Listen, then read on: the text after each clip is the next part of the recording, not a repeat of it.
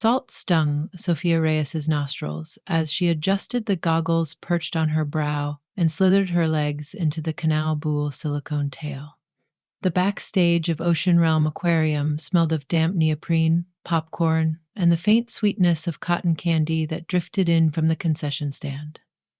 Fans were already filing into the stadium seating beyond the curtain, expecting the familiar spectacle: lights, calypso music, and Sophia's shimmering flips through the 20-foot viewing window. She had been the aquarium's marquee mermaid for almost 3 years, ever since trading a competitive swimming scholarship for a job that kept her close to her abuela in Little Havana. 5 shows a day, 6 on weekends, plus the choreographed meet and greets in the shallow wading pool, where toddlers tugged her hair and squealed, "Real mermaid." Sophia was expert at pretending. Lately, though, something had begun to feel different, especially when she wore the new tail. The tail had arrived a month ago, commissioned from an artisanal studio on Key Biscayne. Its surface resembled hammered moonlight, all mother of pearl scales that shifted from aquamarine to lavender when they caught the spotlights. Sophia had slipped into dozens of tails, but this one hugged her like a living thing, pliant and cool, as though it drank her body heat and replaced it with ocean chill. She lifted herself onto the dive platform, the staff's familiar 3 minutes to show echoing through the speakers. She should have been stretching, centering her breath. Instead, her gaze wandered to the solitary figure of Dr. Adrian Cole on the other side of the tank.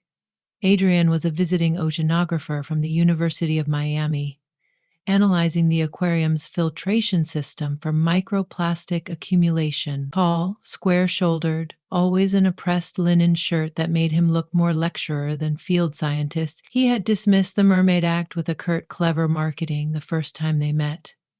Sophia, whose mother once told bedtime stories about Yemaya and Selkies and Santerea sea spirits, had bristled at the man's flinty skepticism. Still, there was something compelling about the way he lingered by the tanks during after hours, notebook in hand, brow furrowed in thought. Curiosity, Sophia believed, should be soft around the edges. Adrian's curiosity looked sharp, like coral that could cut skin if you grazed it wrong. The house lights dimmed. Sophia exhaled, rolled her shoulders, and dove. Water swallowed her in a hush. Instantly, that familiar electric sensation darted up her spine. It began with the full moon 3 weeks earlier.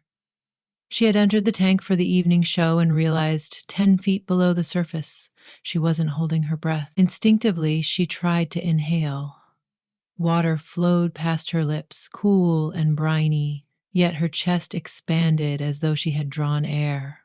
Panic flashed for half a second, but it dissolved amid the sudden serenity that spread through her limbs.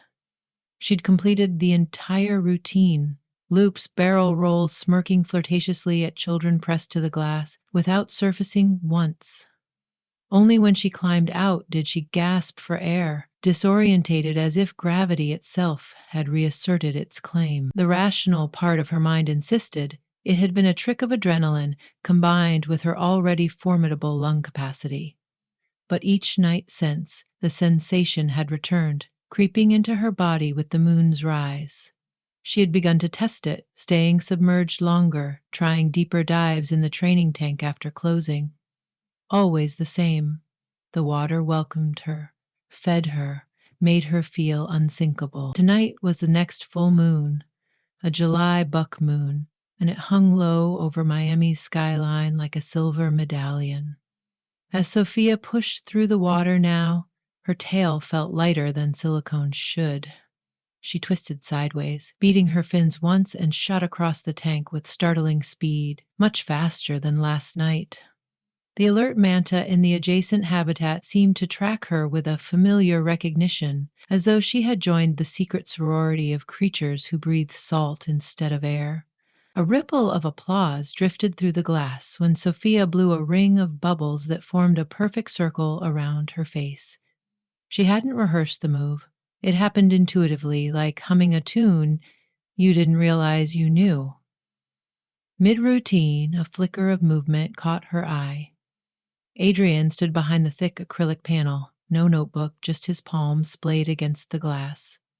His gaze was intense. And was that wonder? Water flattened everything to muted colors, but Sophia felt heat bloom across her cheeks. She returned her focus to the dance, yet her thoughts fishtailed. How would Adrian interpret what she could do? Would he run chemical analyses, look for hidden oxygen tanks, search the tail for microvalves? Or would he finally believe the impossible was possible? The music faded. A thunder of claps and cheers filled the stadium. Sophia surfaced, turned graceful half circles, and blew kisses at the crowd before a stagehand pulled her onto the ramp. Once backstage, she peeled off her goggles and shook droplets from her curls. You held your breath almost 5 minutes, Josie, the assistant stage manager, whispered, wide-eyed. 4:53. Sophia tried to sound casual. I train, remember? You keep this up, the Guinness people will be calling. Josie grinned, but there was an undercurrent of unease. She'd seen enough divers black out to respect biology. Sophia shrugged off the compliment and set about wriggling free of the tail. When her legs emerged, she half expected to see scales still clinging to her skin. Instead, goosebumps sprouted. The air felt heavier than usual, gravity crueler. She ducked into the employee showers, letting hot water sluice over her shoulders, then changed into jeans and sandals. While stuffing the tail into its ventilated duffel, she noticed Adrian waiting near the emergency exit doors. I'd like to buy you a cafecito, he said without preamble, voice pitched low so it wouldn't carry. Sophia's heart drummed. It's 10 p.m. Then maybe una colada, he amended, a hint shy. I have questions. She hoisted the duffel. I have answers, some of them. They crossed the neon-lit parking lot to a 24-hour Cuban counter and the moon-gilded puddles between cars. Inside, the place smelled of sugar and strong espresso. Adrian ordered 2 café con leches and a tower of pastelitos. I reviewed the footage from the observation camps tonight, he began, laptop open. Your respiratory rate never spiked. It was stable the entire dive. That shouldn't be physiologically possible. Sophia stirred her coffee. Maybe the equipment misread.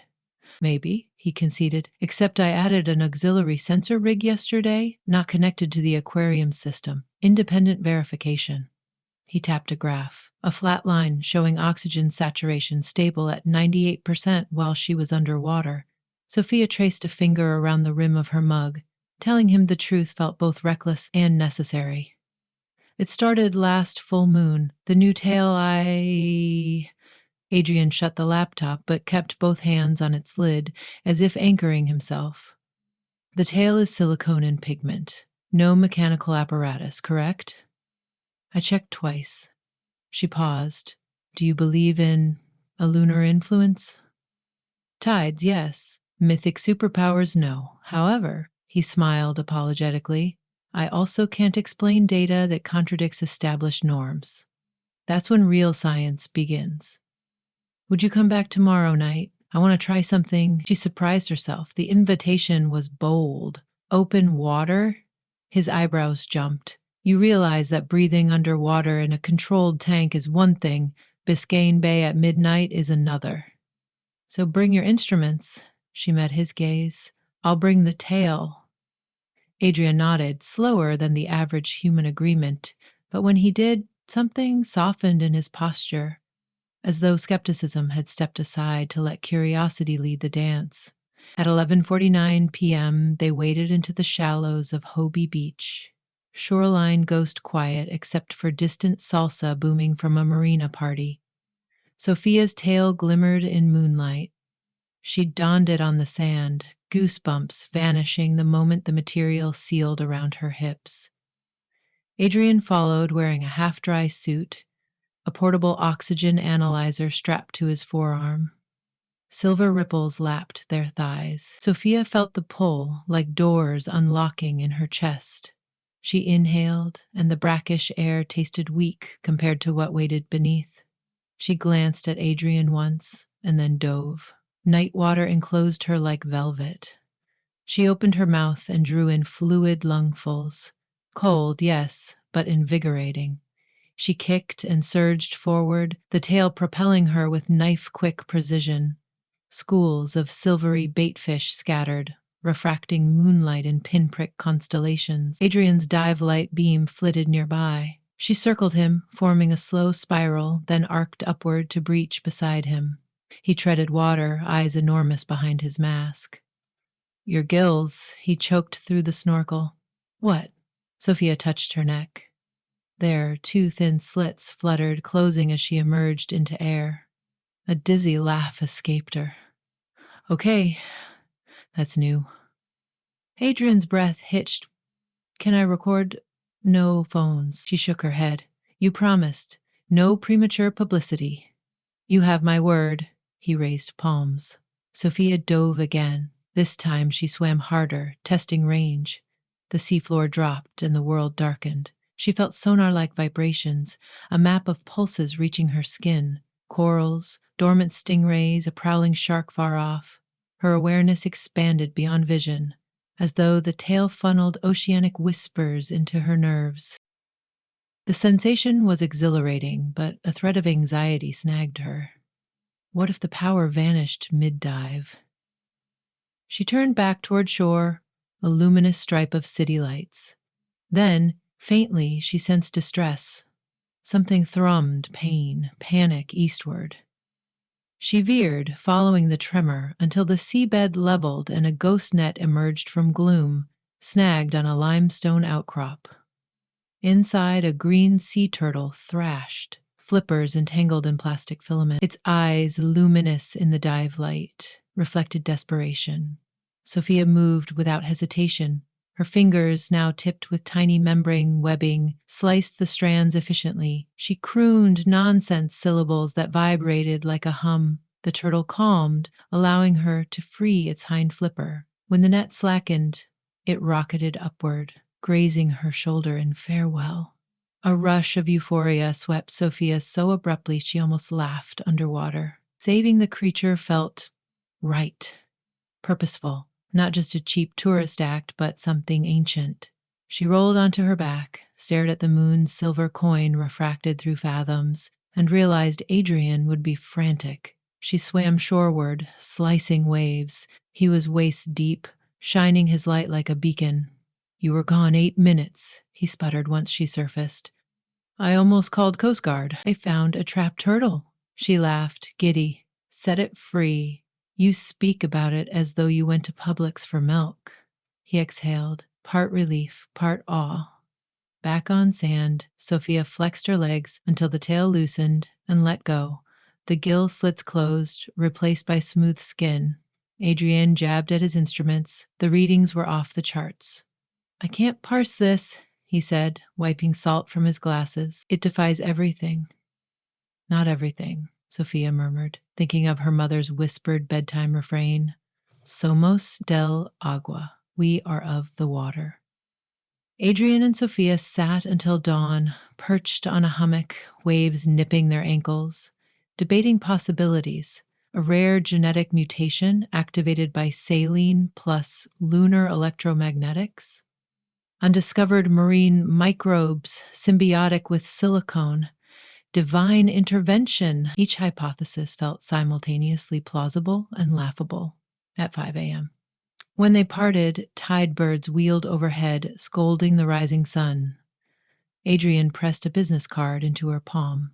Backside scribbled with his cell, call me if you change. She pocketed it. You'll be the first. The next weeks became a clandestine rhythm.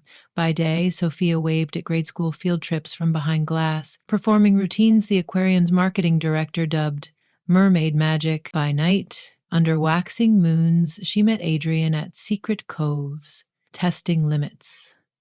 They clocked her maximum depth, 116 feet, before ear pressure forced a stop. They documented her echolocation-like perception by blindfolding her underwater and having Adrian tap metal rods.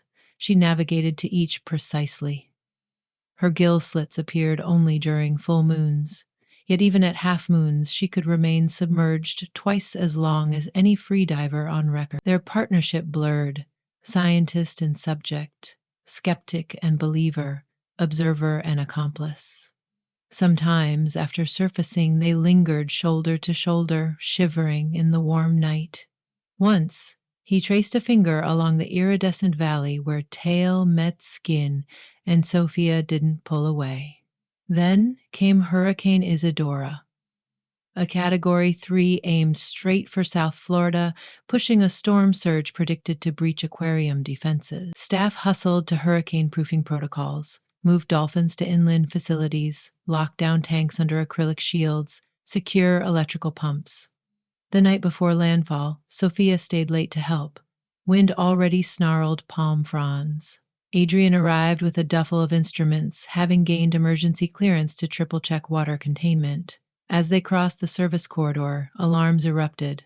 Tank 2's main filtration line had ruptured, sending pressure spikes through adjacent tanks. In minutes, the rescue center's holding pool would overflow into back corridors, potentially mixing incompatible species and stranding fragile ones as water drained. Maintenance scrambled, but the breaker panels wouldn't respond. Saltwater had shorted circuits. Sophia felt adrenaline surge.